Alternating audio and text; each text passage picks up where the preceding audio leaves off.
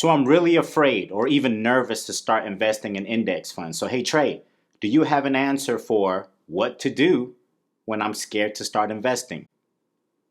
You damn right I do. Stay tuned.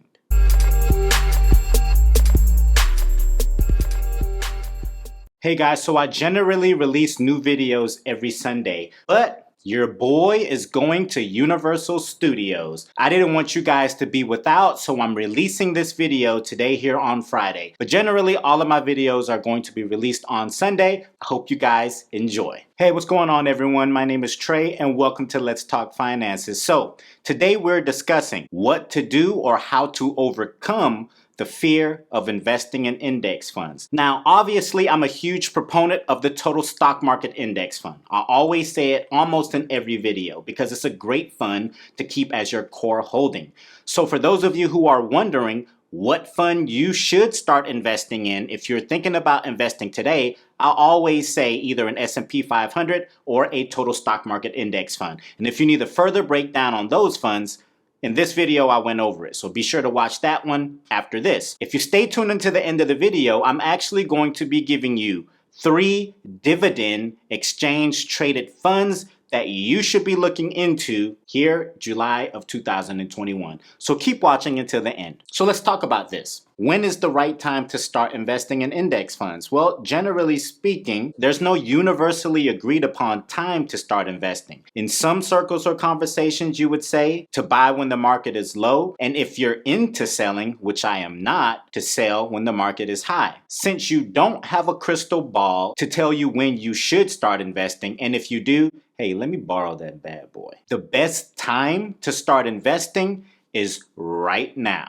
Compound interest, as I've stated before in other videos, is one of the key elements, if not the most key element, that's going to help you in reaching that millionaire status. But don't take my word for it. Let's start with an example. So we're going to take 2 individuals that invest the same amount of money and reap the same percentage of returns. The only difference being one starts at the age of 22 and the other starts at the age of 32. The reason I'm doing this is to show you the differences in return on your investment depending on just 10 years, okay? If you look at the figures here listed, it's very simple, but it's very profound. And the reason that is because the individual who started at age 22 has nearly $500,000 more than the individual who started at 32. Looking at these figures here, $557,173.80 versus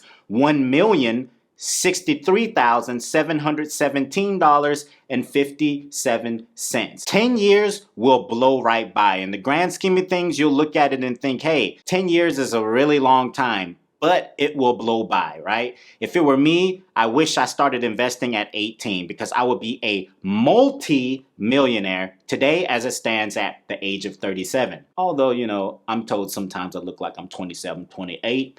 I'll take it. Why is it important for you to start investing as soon as possible? I live by time in the market is better than time out of the market. And if you're anything like me, I'm a fat kid at heart and I love to eat. I want the most money possible to take advantage of those buy 12, get 12 free at Krispy Kreme donuts.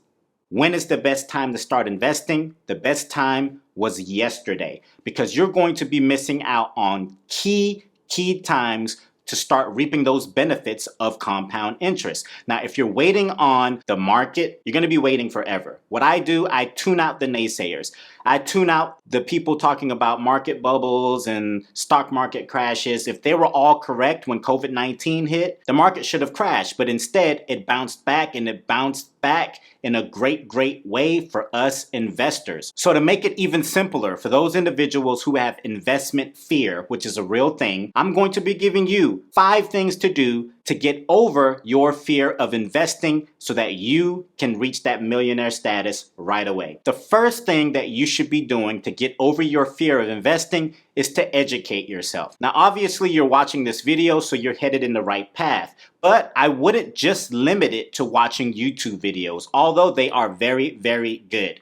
If you're not a huge reader, you need to become one because books are great tools in getting over your fear of investing. One book in particular that I would recommend is The Simple Path to Wealth by J.L. Collins. Not only does he go over some financial principles, but he also goes over principles of investing, why it's important to do it in a certain way, and the mistakes that he made along the way to become the millionaire that he is today. You have to learn how to swim before you start swimming. So you have to learn how to invest before you start investing. So getting over that fear of investing, you have to knowledge yourself, right? Once you have the knowledge, the fear will go away. Me personally, I always have a certain amount of fear because I think fear is helpful in certain instances, but that fear that paralyzes you from making that click execute button, that will generally go away. For those of you who actually posted in the previous video in comments for video suggestions, believe me, I have it written down actually in this red book here. I've written those things down and I will be posting videos on that as well. And I'll start knocking those videos out one by one. The second thing that you should be doing is use a simple approach. You can become overwhelmed very easily when it's time to start investing in index funds. The reason being, there are so many different investment opportunities. And on top of that, you have so many different individuals that are saying invest in this fund, invest in that fund, and it can confuse you. What I would say is to keep your investment strategy very, very simple, okay? You've heard of the lazy portfolio. If you've never heard of it, I went over it in this video, so be sure to watch that one. But it's basically a 3-fund portfolio that's supremely diversified and is really all the funds that you need to become a successful investor. But I'll even take it a step further. There are thousands and thousands of investors who only invest in one fund. You can be diversified with one fund. You don't have to have 3, 4, 5, 6, 7 funds in your portfolio. Now, am I saying you're wrong for doing so? Absolutely not. But as a beginner investor who has investing fears, I would say keep your investment strategy simple, all right?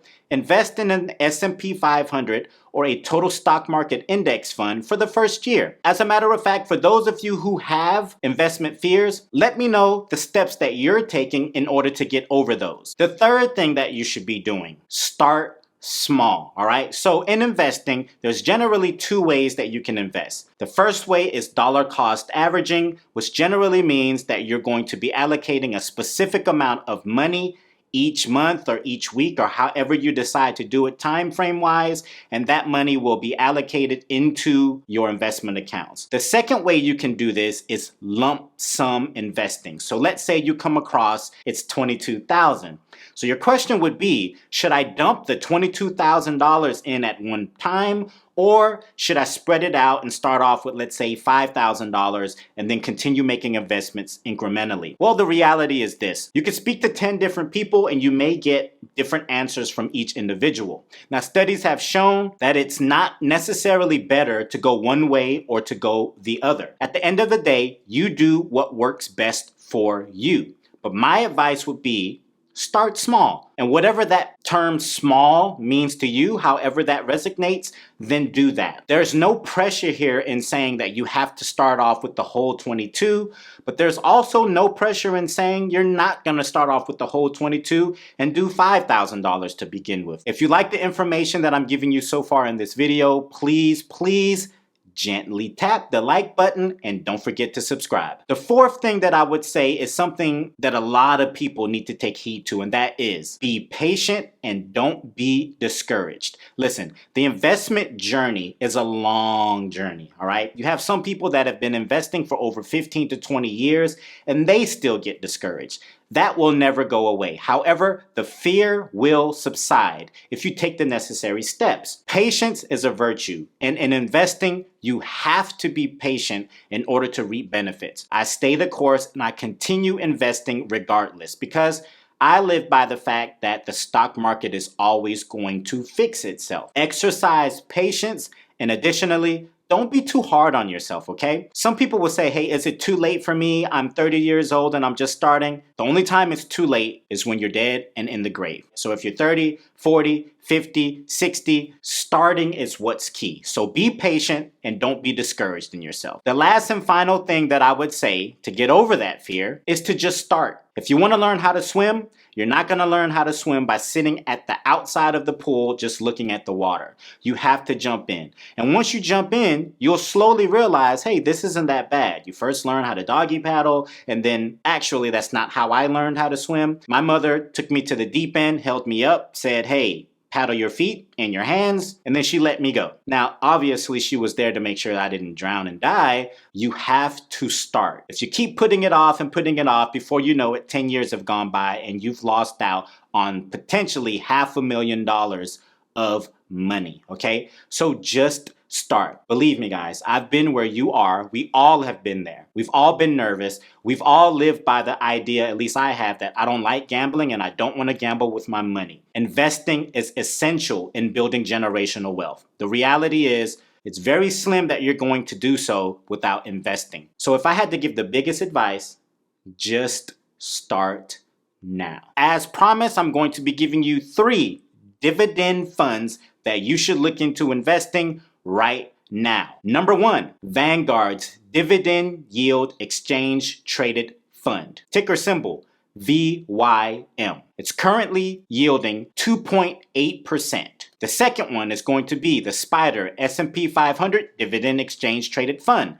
Ticker symbol SDY, and it's currently yielding 2.65%. And number 3, the last and final, iShares Select Dividend Exchange Traded Fund, ticker symbol DVY, and it is yielding 3.2%. Now, for those of you who want a further breakdown, I'm going to link it down in the description below so you can look for yourself to see what it's been doing and how it could possibly be beneficial for you. If you found this video to be insightful in any way, please subscribe to this channel and don't forget to hit the like button. To all the men and women of this country who serve and have served, I greatly thank and appreciate you. So until the next time, let's talk finances then.